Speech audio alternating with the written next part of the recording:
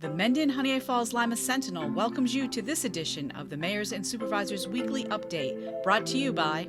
Each week, our community makes history. Each week, you make history. And each week, there's only one source to turn to for the first take on history.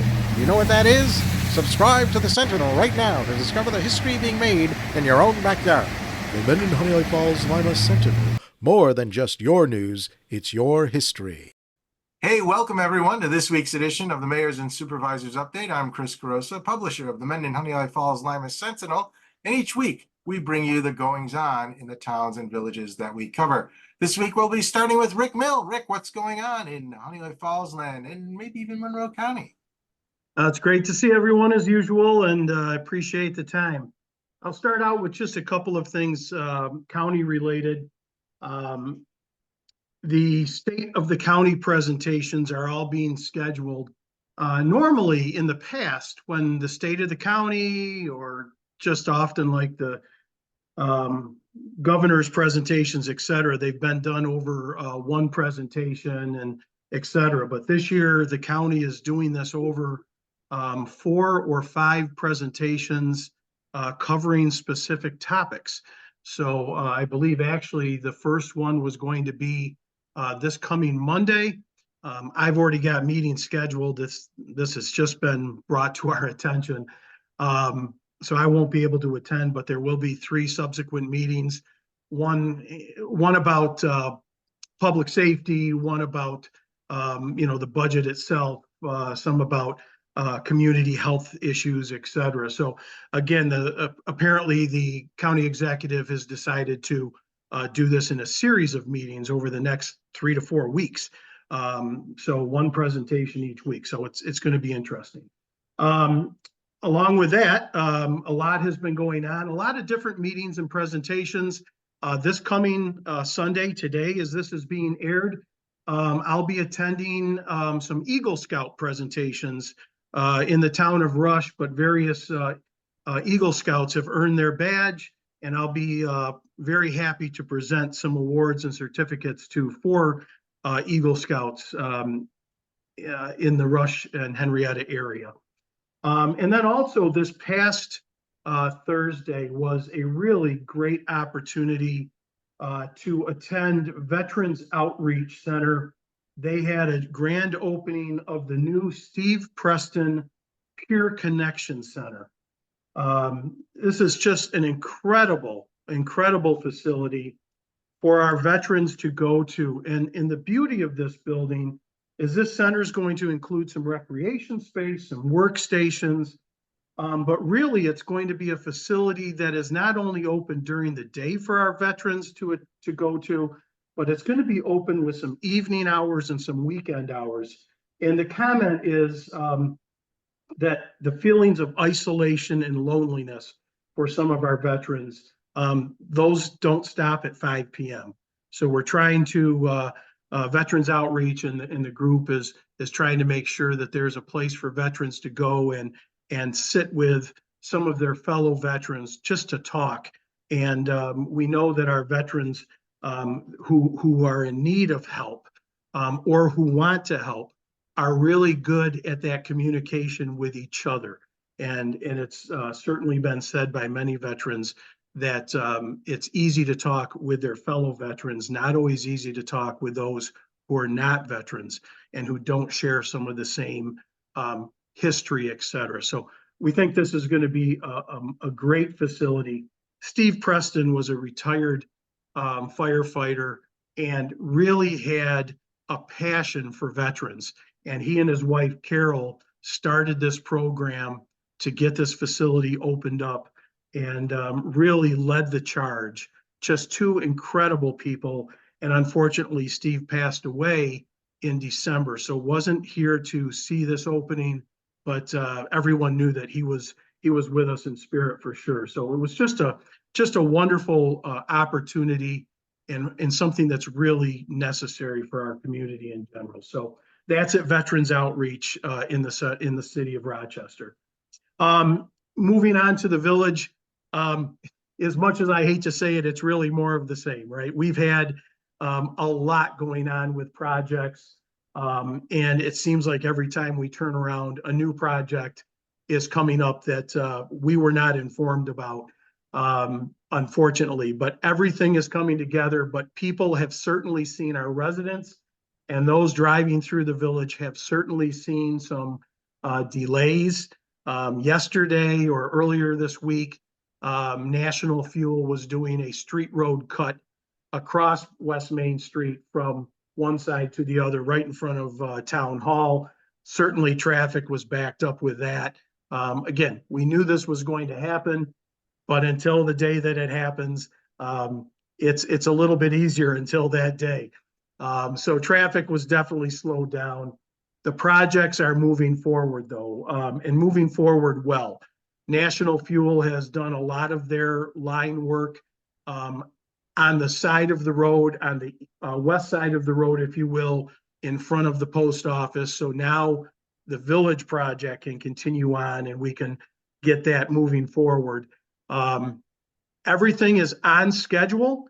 It certainly is going to be a continued challenge, and with the DOT now coming in, the state DOT coming in to do bridge work on the East Street Bridge, right at the four corners in the village, they're going to be jackhammering all the concrete underneath the bridge and then repouring concrete. The bridge is not going to be closed, but it is going to create some issues for us again. And of course, oh, by the way, we have graduation from school coming up, etc. So timing and that type of planning, I don't think was really good.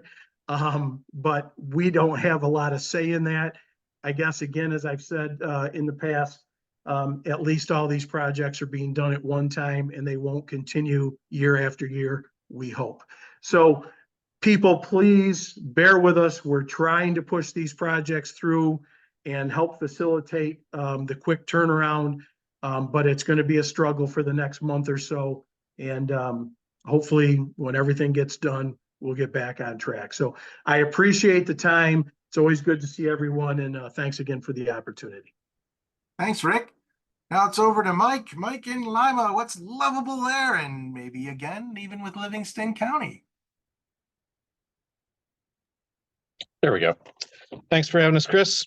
The dog park dedication time has changed, and so it is going to be on Sunday, June 9th at 1 p.m. now, not earlier in the morning.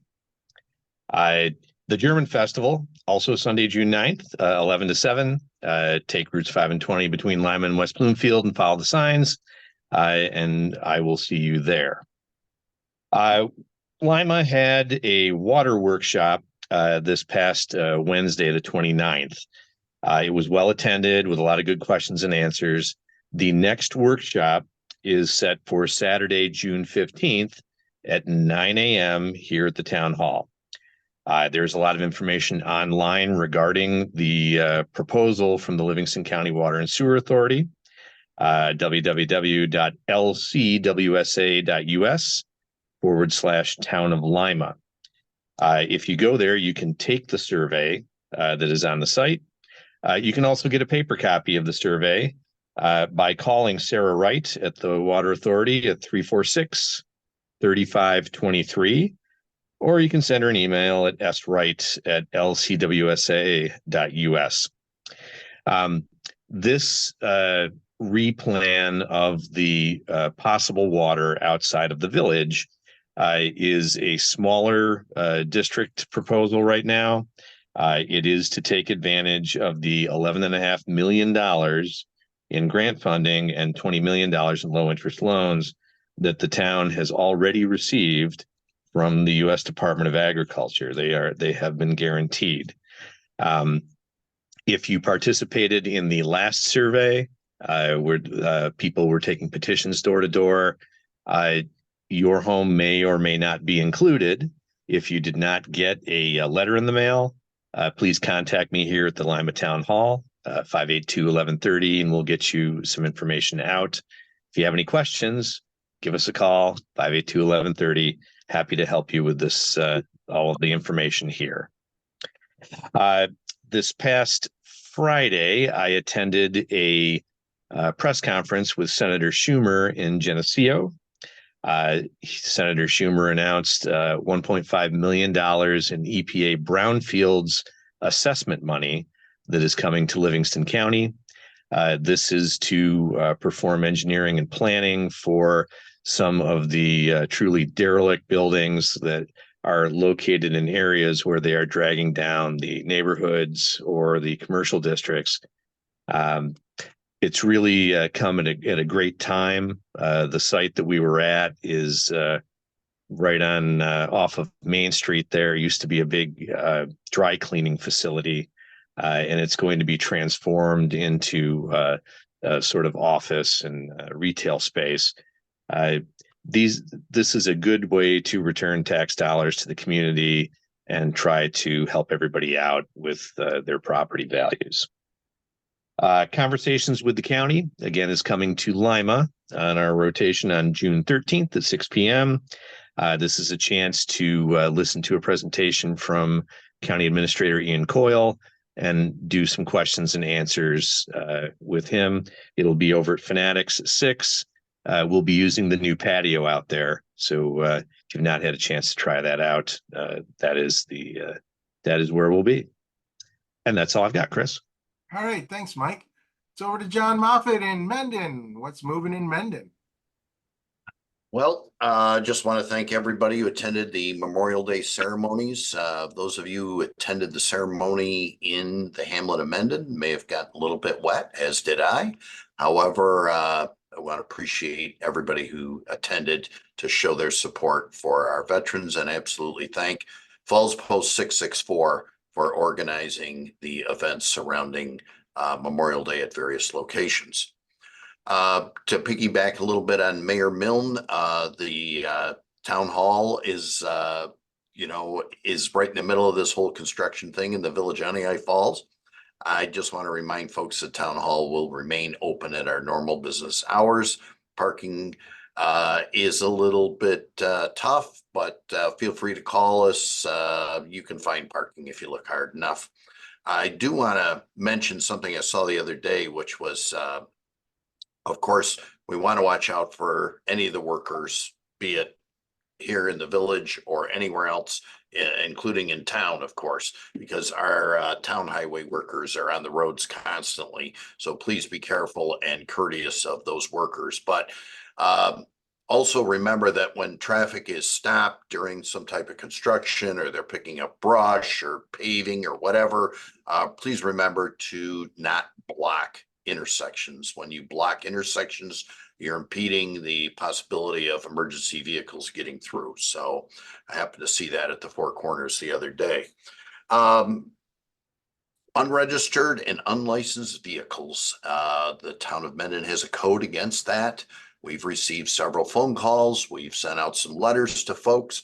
We certainly would like people to cooperate. Our goal here is not to issue appearance tickets and have people appear in court. So if you have an unlicensed or unregistered vehicle on your property, you're going to hear from us, and please take care of that situation. License it, get rid of it, whatever it takes.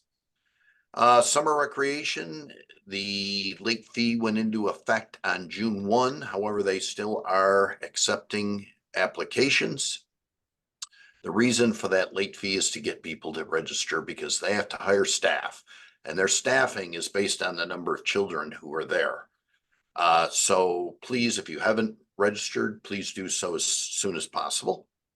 We have recently received our flowers from Monroe County in bloom, and they are being planted at various places in the town of Mendon, including the military memorial next to the Spray Park, the community center, and town hall, as well as other places.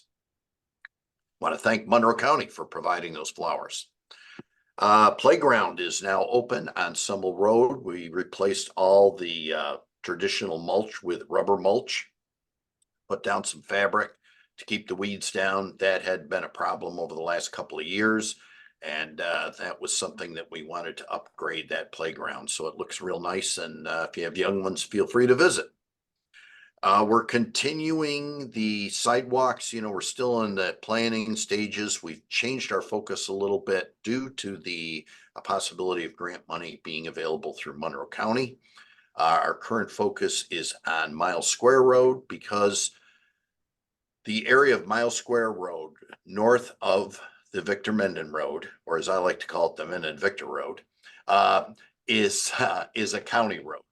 The part of Miles Square Road that is south of 251 is a town road. So that area north of 251 on Miles Square Road is eligible for grant money. And so we are looking at taking the sidewalks from the linear trail down Miles Square Road and hopefully attaching to the entrance to Mendon Farms on Miles Square Road, which has always been part of our plan, but we've kind of reassessed it based on the availability of grant funding, and we will continue to work on that.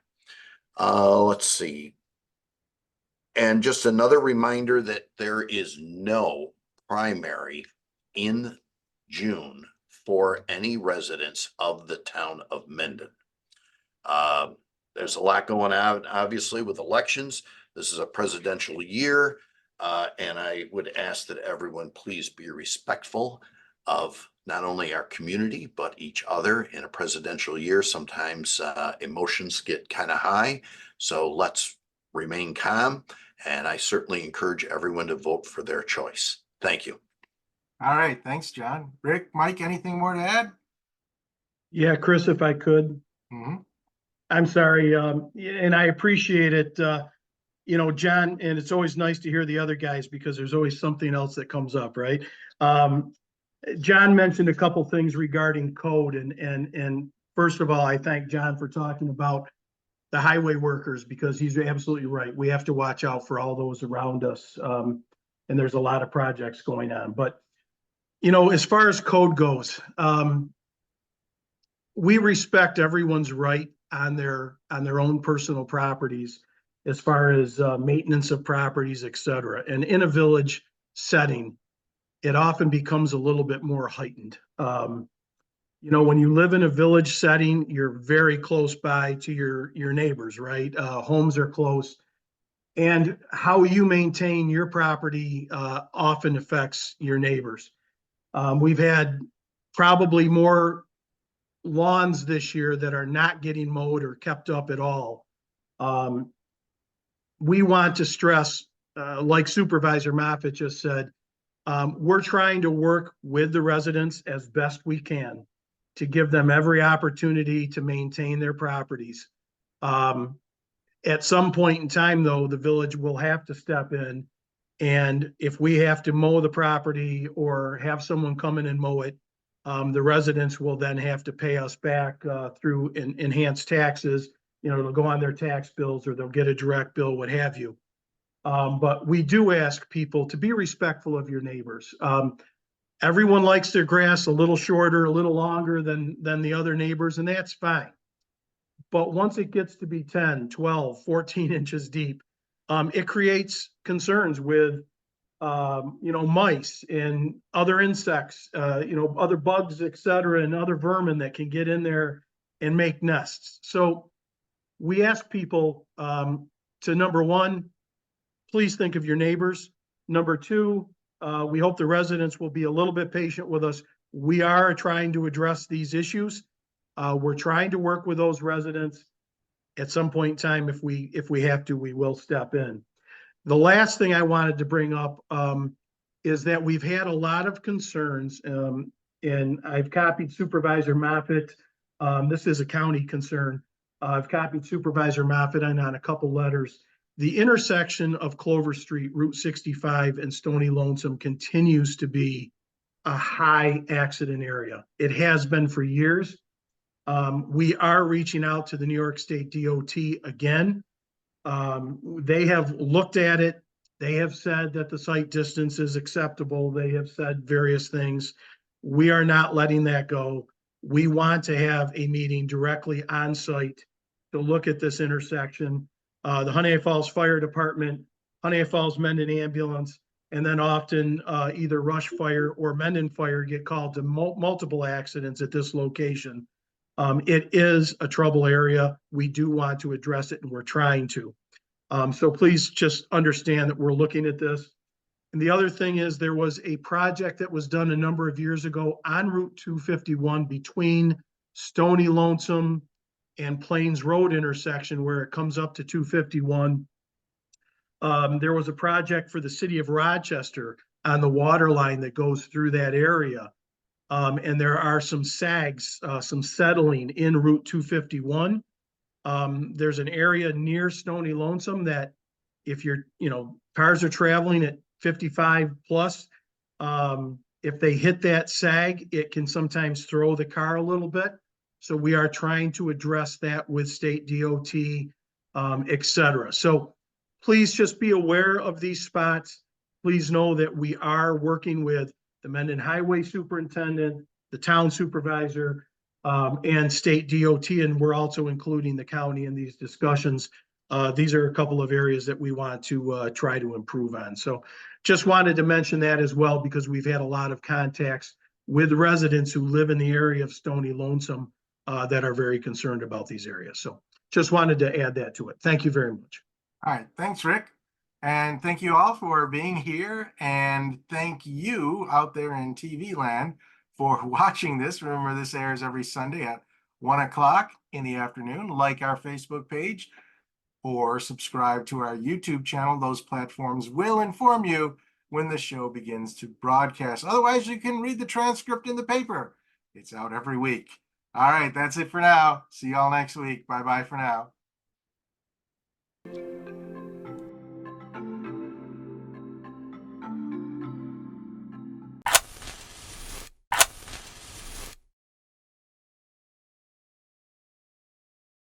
Imagine yourself communicating with a difference. Pan-Dimensional Solutions helps you do this. Whether live spectator events, taped broadcasts, or real-time audience-engaging programs, you can benefit immediately from the tools Pan-Dimensional Solutions will share with you.